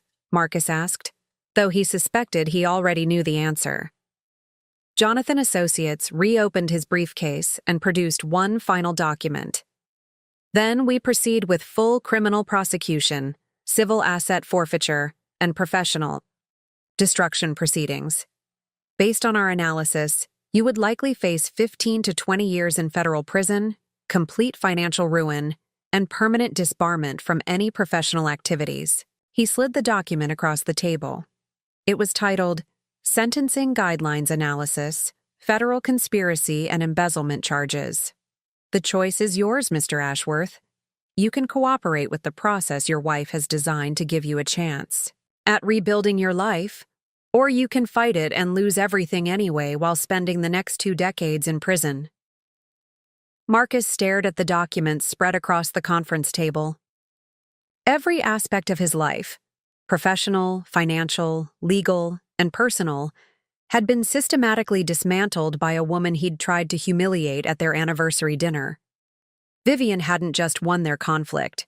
She'd institutionalized his defeat through every legal and professional channel available, ensuring that his betrayal would have permanent, irreversible consequences administered by the full weight of the American legal system.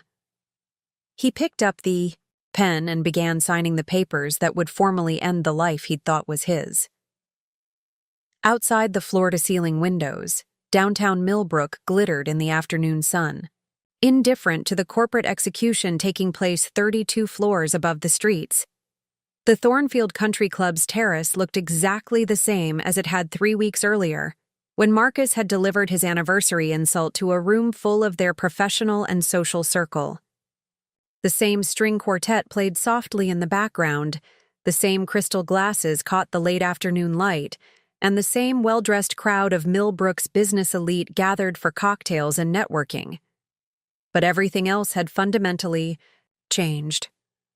Marcus sat alone at a small corner table, nursing a single glass of wine that he'd had to pay for with cash since his credit cards were still frozen pending the resolution of federal charges.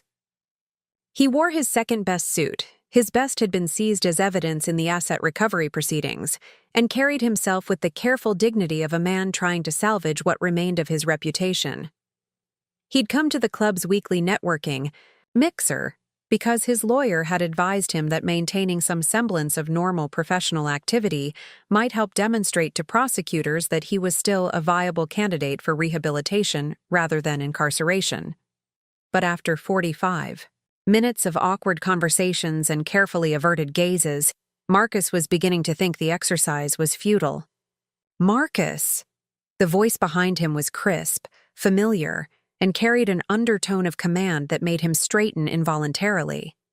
He turned to find Vivian standing behind his chair, wearing a midnight blue dress that made her look like she belonged on the cover of a business magazine.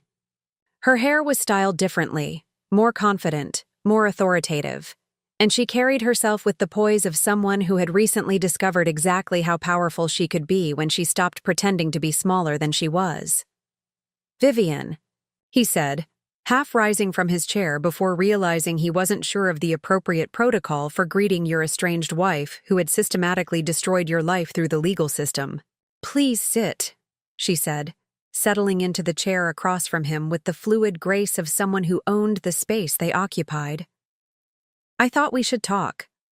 Marcus glanced around the terrace, noting how conversations had subtly quieted and how several people were pretending not to watch their interaction. The same crowd that had witnessed his public humiliation of Vivian 3 weeks earlier was now witnessing what would likely be their final conversation as husband and wife. "I wasn't sure you'd want to see me," Marcus said carefully. Vivian smiled, with what might have been amusement. "Why wouldn't I want to see you? You're about to become a very important part of my success story." She signaled the waiter and ordered a glass of champagne, Dom Perignon, the same brand they'd been drinking at their anniversary dinner. When it arrived, she raised it in a mock toast. "To complete transparency," she said, echoing the phrase Marcus had heard repeatedly during his legal proceedings. Marcus lifted his own glass reluctantly. "Is that what you're calling it?" "What would you call it?" Vivian asked, taking a sip of champagne and regarding him with the clinical interest of a scientist observing a successful experiment. "You attempted to steal my company using fraudulent means. I documented your theft and reported it to appropriate authorities. The system worked exactly as it was designed to." A couple at a nearby table, the Hendersons, who had been present for Marcus's original outburst, leaned closer to their conversation, not even pretending to maintain their own discussion. "You destroyed my entire life," Marcus said quietly. "I destroyed your criminal enterprise," Vivian corrected. "Your life, such as it is, continues. You have housing, transportation, basic financial resources, and the opportunity to rebuild your reputation through honest work. That's considerably more generous than what you plan to leave me with." She was right, and they both knew it. Under the settlement agreement he'd signed, Marcus retained enough assets to maintain a modest lifestyle while serving his probation and community service requirements. If his original plan had succeeded, Vivian would have been left with a severance package and a non-compete clause that would have prevented her from working in her own industry. Robert Thorne appeared at their table, carrying his own glass of wine and wearing the expression of someone who had spent weeks trying to decide whether to approach them. "Vivian, Marcus," he said with carefully calibrated neutrality. "I hope you don't mind the interruption." "Not at all, Robert," Vivian replied graciously. "Please, join us." Robert settled into a third chair, and Marcus noticed how the dynamic immediately shifted. Robert's attention focused entirely on Vivian. his body language suggesting deference to someone he now recognized as the actual power in their former business partnership. "I wanted to personally congratulate you on the Chen Industries announcement," Robert said to Vivian, studiously avoiding eye contact with Marcus. "The financial press is calling it the most impressive corporate restructuring of the year. Chen Industries." Marcus hadn't heard that name before, but the implication was clear. Vivian had renamed Ashworth Industries after herself, formally erasing any connection to their shared past. "Thank you," Vivian replied. "We're very excited about the new direction. The company has already landed 3 major contracts since the restructuring, and our client retention rate is actually higher than it was before. The recent unpleasantness." The recent unpleasantness. Marcus almost laughed at the euphemism.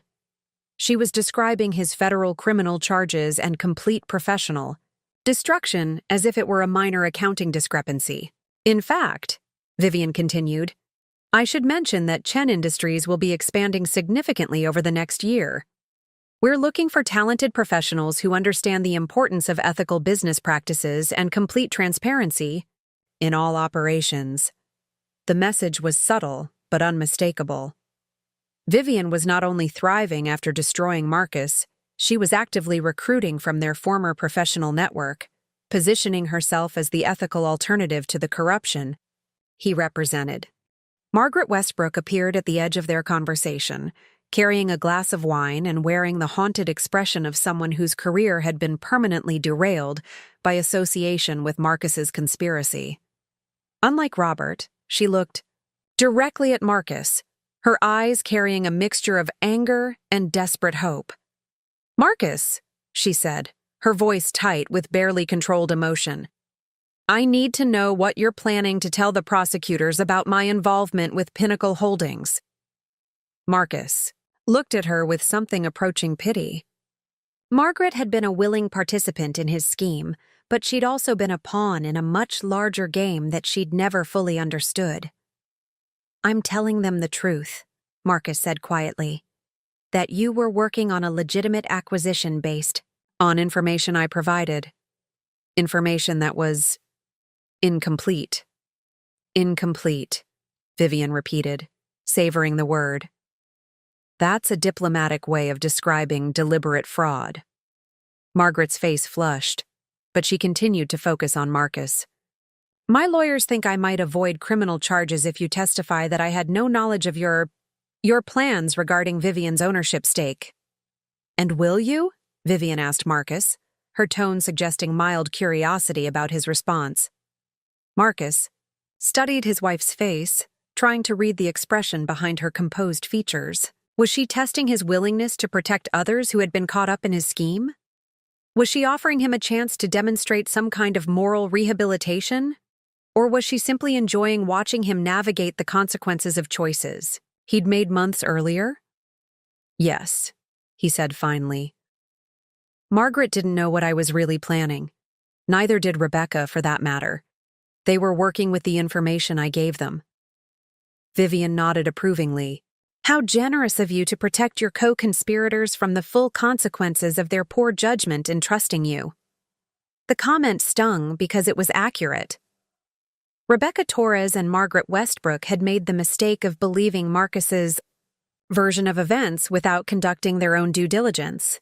Their willingness to participate in his scheme without asking hard questions had made them vulnerable to his deception and to Vivian's retaliation.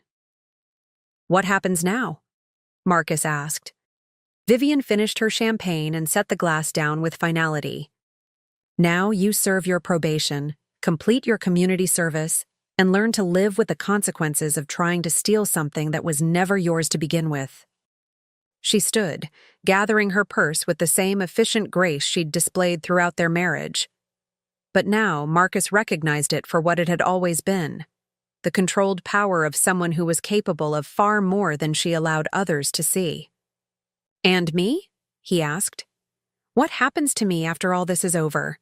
Vivian paused, considering the question with the seriousness it deserved. "You become an object lesson," she said finally. a cautionary tale about what happens when someone mistakes their partner's generosity for weakness. Your story will be told in business schools and legal ethics courses for years to come. She leaned down slightly, bringing her face closer to his. You said I was an embarrassment to this family, Marcus. That no wonder my own mother thought you had settled. Do you remember that? Marcus nodded, the memory of his anniversary insult burning in his chest like acid. Well, Vivian said softly, it turns out my mother was right. You did settle. You settled for being a mediocre man who took credit for a brilliant woman's work. And when that brilliant woman stopped letting you diminish her, you discovered exactly how small you really were. She straightened and walked away, leaving Marcus alone at the table with Margaret and Robert, both of whom were staring at him with expressions of uncomfortable recognition. The same terrace where he'd tried to publicly humiliate Vivian had become the stage for his complete professional and personal defeat. And unlike his crude anniversary performance, Vivian's victory had been delivered with such elegant precision that even their audience seemed to approve of the outcome. Marcus finished his wine and prepared to leave the country club for what he suspected would be the last time. His membership would likely be suspended once the federal charges became public record, adding another layer to his comprehensive social exile. As he walked toward the exit, he passed the table where he and Vivian had celebrated their anniversary 3 weeks earlier. The same table where he'd delivered the insult that triggered his complete destruction. A new couple was seated there now, toasting something with glasses of Dom Perignon and looking like they owned the world. Marcus wondered if they had any idea how quickly that feeling could disappear. 6 months later, Marcus stood in the lobby of the Riverside Community Center, wearing a volunteer coordinator's badge and holding a clipboard full of names for the evening's financial literacy workshop.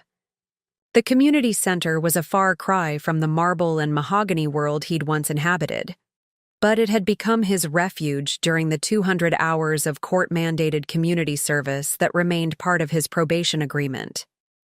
The irony wasn't lost on him that he was teaching basic budgeting and financial planning to single mothers and recent immigrants, given that his own financial expertise had been so spectacularly misapplied. But the work had proven unexpectedly meaningful, offering him something he'd never experienced during his corporate career, the satisfaction of helping people without expecting anything in return.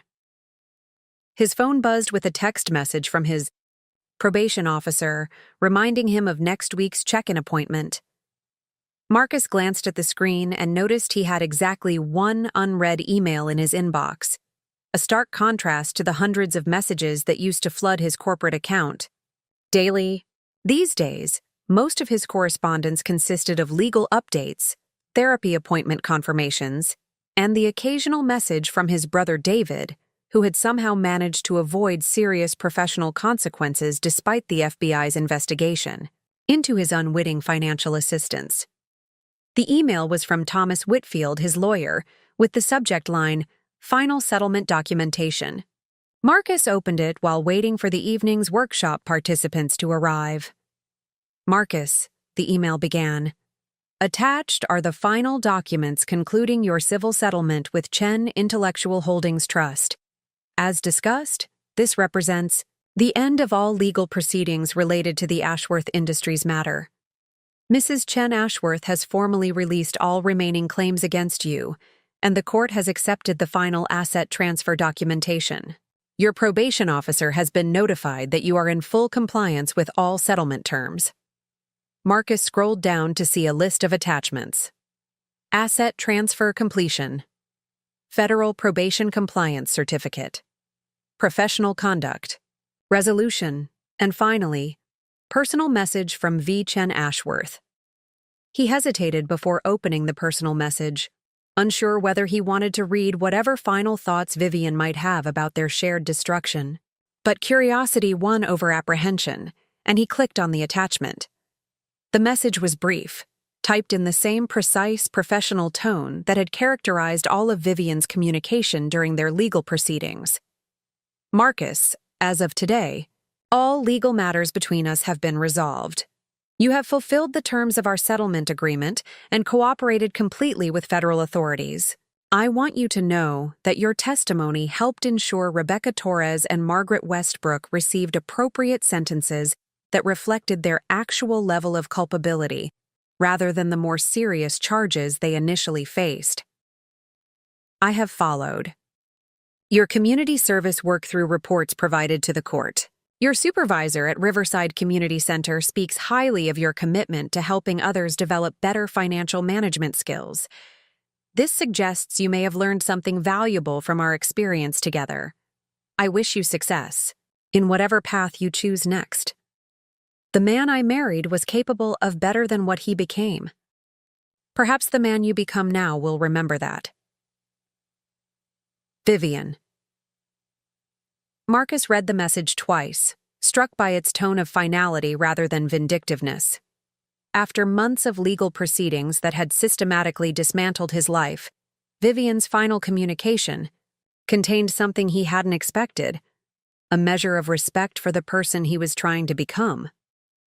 Mr. Ashworth? A voice interrupted his thoughts. He looked up to see Maria Santos, a young single mother who had been attending his financial workshops for 3 months. Is everything okay? You look like you got some big news. Marcus smiled and closed his phone. Just some paperwork getting finalized. Nothing too exciting. Are you ready for tonight's session on investment basics? Maria nodded enthusiastically. I've been saving like you taught us, and I think I'm finally ready to start thinking beyond just a checking account. My kids are going to have college funds if it kills me. As Maria headed into the classroom, Marcus felt a strange sense of pride that had nothing to do with his own accomplishments. Over the past 6 months, he'd watched dozens of participants like Maria transform their financial situations through knowledge and discipline. The work paid nothing and would never restore his professional reputation, but it had given him something more valuable, evidence that he could contribute positively to other people's lives. His phone rang, a call from an unknown number with a local area code. Marcus almost declined it, having learned to be wary of unexpected calls during his legal proceedings. But something made him answer. Marcus Ashworth? Yes? This is Jennifer Walsh from Centennial Financial Planning. I'm calling because we have a position that might interest you. It's an entry-level financial counseling role, helping people who are rebuilding their credit and financial standing. The pay is modest, but the work is meaningful, and we've heard about your volunteer efforts at Riverside Community Center. Marcus felt a flutter of something he hadn't experienced in months. Professional possibility. I should mention that I have a federal conviction on my record. Financial crimes. I'm currently on probation. We're aware of your legal history, Jennifer replied. In fact, that's part of why we're interested. Our clients are people who have made serious financial mistakes and are trying to rebuild their lives. They need someone who understands what it's like to lose everything and start over. Someone who won't judge them for their past poor decisions. The offer was far from the executive position Marcus had once held, but it represented something more valuable, the possibility of redemption through service rather than dominance. I'd like to hear more, Marcus said. After scheduling an interview for the following week, Marcus walked into the community center classroom where 15 participants were waiting for the evening's lesson. As he began his presentation on diversified investment strategies, knowledge he'd once used to hide assets from his wife, he reflected on the strange journey that had brought him to this moment. 8 months earlier, he'd stood on the terrace of Bellmont Country Club and tried to publicly humiliate a woman whose only crime had been building a company better than he could steal it. That moment of cruelty had triggered a cascade of consequences that had cost him everything he'd thought mattered: his wealth, his status, his professional reputation, and his marriage to one of the most remarkable people he'd ever known. But the consequences had also taught him something he'd never learned during his years of corporate success: the difference between power over others and power to help others, the difference between taking credit and taking responsibility, the difference between winning and actually being worth something. As the workshop concluded and participants filed out with their homework assignments, Marcus stayed behind to clean up the classroom. It was a small ritual he'd developed, a way of ensuring that the space was ready for the next person who might need it. His phone buzzed with one final message of the day, this one from his brother David. Saw the news about Chen Industries landing the Morrison account. Vivian's really built something impressive. You doing okay? Marcus typed back, she always was impressive. I just finally learned to see it. I'm doing fine. Better than fine, actually. He turned off the lights in the classroom and walked out into the cool evening air. His car, a modest sedan that was all he could afford on his current budget, sat alone in the parking lot under a streetlight that flickered intermittently. As he drove home to his small apartment in Riverside Gardens, Marcus passed the Thornfield Estates neighborhood where he'd once lived in a house he'd thought was his. The community looked exactly the same as it had when he'd been forced to leave it, but Marcus felt no nostalgia for that life. The man who had lived there had been hollow beneath his success, building his sense of worth on the diminishment of others. The apartment he pulled into was modest, 2 bedrooms, basic furniture, no view to speak of. But it was earned through honest work, and it was his in a way that the Thornfield house had never been. He owned it not through legal maneuvering or asset hiding, but through the simple process of paying rent with money he'd earned by helping others. Marcus made himself a simple dinner and sat down to read a book about community development strategies that had nothing to do with his legal requirements or professional rehabilitation. It was just something he'd become interested in, the way people develop interest when they're no longer performing a role they think others expect of them. Before bed, he opened his laptop and began drafting a letter he'd been thinking about for weeks, not to Vivian, but to the participants in his financial literacy workshops. A simple manual of the lessons he'd learned about rebuilding after complete failure, written for people who needed hope more than they needed judgment. It wasn't the kind of work that would make him wealthy or restore his reputation in Millbrook's business community. But it was work that mattered to people who had no other options, which made it more valuable than anything he'd accomplished during his years of corporate success. As he wrote, Marcus realized that Vivian had been right about one thing. He had become an object lesson, but perhaps not the kind she'd intended. His story wasn't just a cautionary tale about the consequences of betrayal and fraud. It was also proof that people could change, that failure could teach what success never had, and that sometimes, losing everything was the only way to discover what was actually worth having. The 255 missed calls that had marked the beginning of his destruction had also marked the beginning of something else. A life built on contribution rather than acquisition, on service rather than dominance, on becoming someone worth being rather than someone worth fearing. Outside his apartment window, the city lights sparkled with the same indifference they'd shown during his rise and fall. But Marcus was no longer trying to dominate those lights or claim them as symbols of his success. He was content to be illuminated, by them, one small point of light among many, finally learning to shine through what he could give rather than what he could take. Coming up next, you'll see 2 more stories we handpicked just for you. If this one struck a chord, you're going to love what's next. Tap to keep the journey going.